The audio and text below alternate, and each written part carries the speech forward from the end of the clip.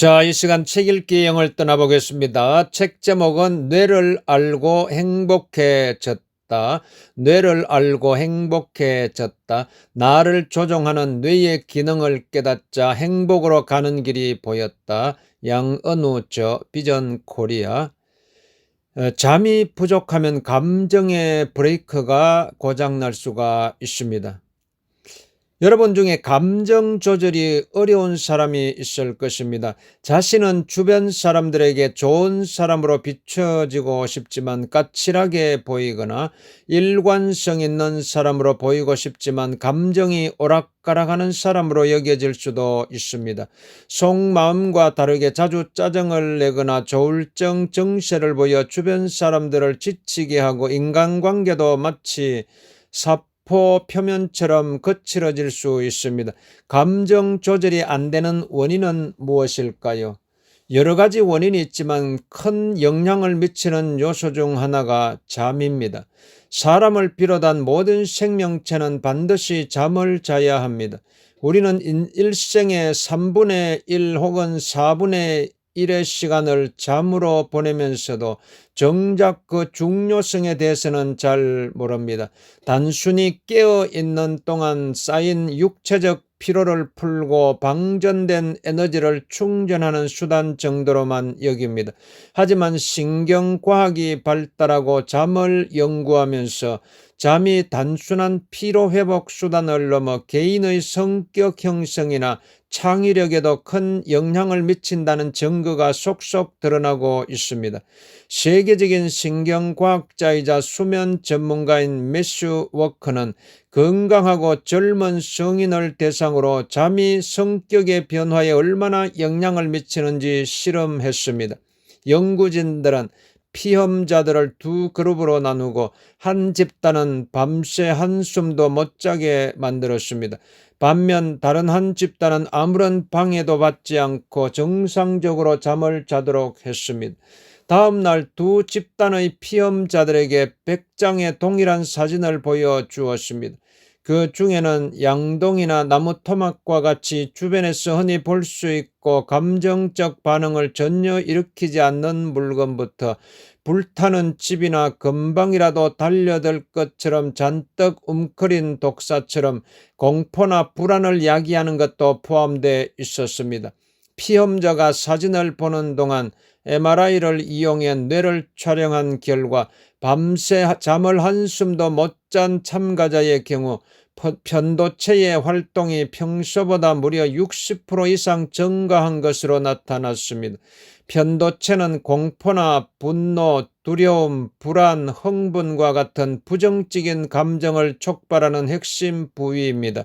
반면에 잠을 충분히 잔 피험자의 경우 같은 사진을 봤음에도 불구하고 편도체의 반응이 활성화되지 않았고 평소와 다름없이 평온한 수준을 유지했습니다.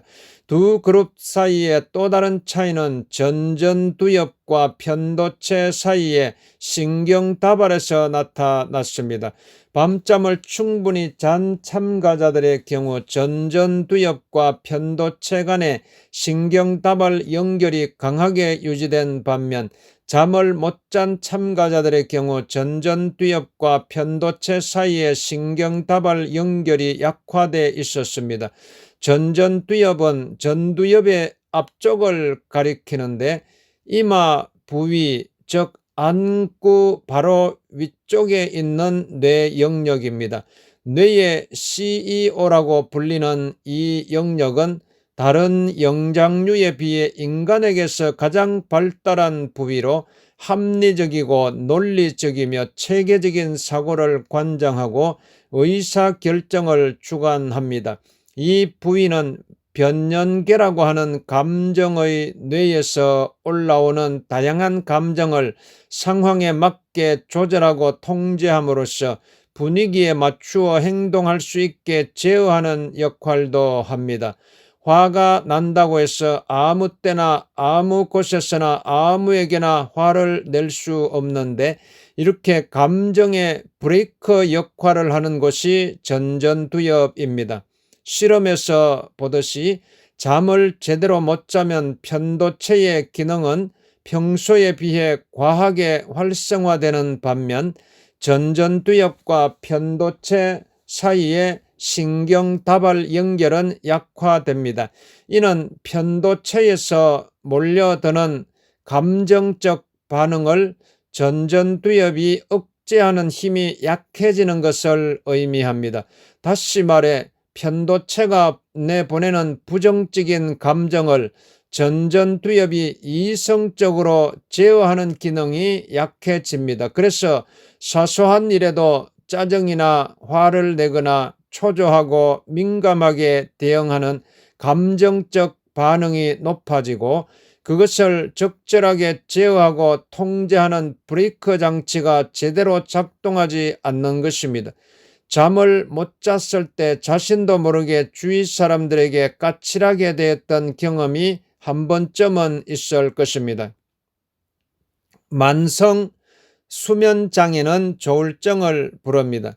수면이 만성적으로 부족하면 양극성 장애라고 불리는 조울증 증상이 나타날 수가 있습니다. 수면 부족은 편도체를 과활성화 상태로 만들기도 하지만 선조체라는 부위도 지나치게 활성화시킵니다.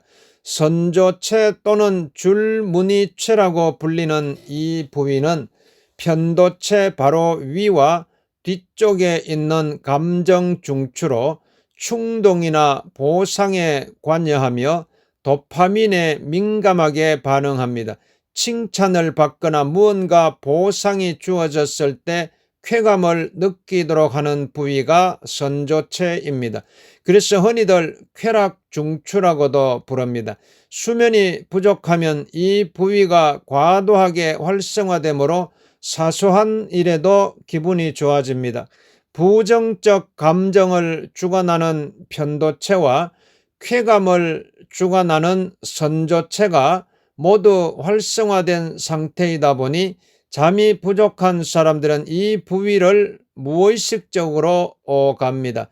과활성화된 편도체 탓에 불안하고 안절부절 못하는 상태에 빠졌다가 과활성화된 선조체 탓에 한순간에 흥분하고 들뜬 상태로 넘어간 후 다시 초조한 상태로 돌아오는 등 마치 롤러코스터를 타듯 짧은 시간 동안 감정이 요동치는 경우가 많습니다. 이렇게 흥분된 상태와 우울한 상태를 극단적으로 오가면 감정 에너지가 쉽게 고갈되어 공격적이거나 신경질적인 성향이 나타납니다. 어린 시절에 잠을 제대로 못 자면 청소년기에 공격적인 성향이 나타나거나 술이나 담배, 마약 등 좋지 않는 물질의 유혹에 빠져들기 쉽습니다. 나아가 잠이 부족한 사람들은 우울증이 생길 확률이 높으며 잠을 못 이루는 악순환에 빠져듭니다. 우울증 환자들이 수면 부족에 시달리고 자살 등 극단적인 선택을 하는 것도 이 때문일 수 있습니다. 게다가 수면 부족은 불안, 외상 후 스트레스 장애, 조현병 등 심각한 정신질환으로 이어질 가능성도 큽니다. 육체적으로는 혈압이 높아져 고혈압에 시달리거나 비만이 심해질 수도 있습니다.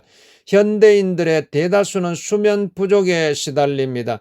강의실에서 학습자들을 대상으로 조사해보면 수면 시간이 평균 6시간 내외로 짧고 4~5시간의 짧은 수면만 취하는 사람들도 많습니다. 하지만 수면 부족이 단순히 피로만을 유발하는 것이 아니라 각종 육체적, 정신적 질병을 유발한다면 그리 가볍게 생각해서는 안 됩니다.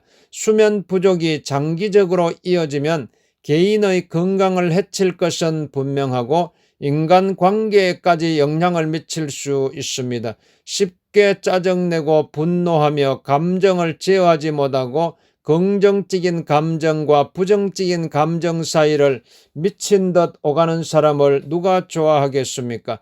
결국 인간관계가 파괴되고 사람들로부터 따돌림을 당해 삶의 질도 떨어질 수가 있습니다. 감정 조절에 뛰어난 사람일수록 삶이 만족스러울 가능성이 큽니다. 그러므로 질 높은 삶을 위해서는 무엇보다 잠을 충분히 자야 합니다. 수면 전문가들은 하루에 적절한 수면 시간이 8시간이라고 말합니다. 수면의 한 사이클이 90분이므로 5번 순환되는 7시간 30분 정도 자는 것이 적당하다고 합니다. 미국 질병통제센터의 수면 전문가들은 최소한 7시간은 수면을 취하도록 권장하며 7시간 미만으로 잠을 자면서도 신체 기능을 정상적으로 유지하는 성인은 극소수에 불과하다고 합니다. 그러니 잠자는 시간을 아까워하지 말아야 합니다. 다만 9시간 넘게 잠을 자면 사망 위험도가 급격히 높아질 수 있으므로 8시간 이상은 자지 않는 것이 좋다고 합니다.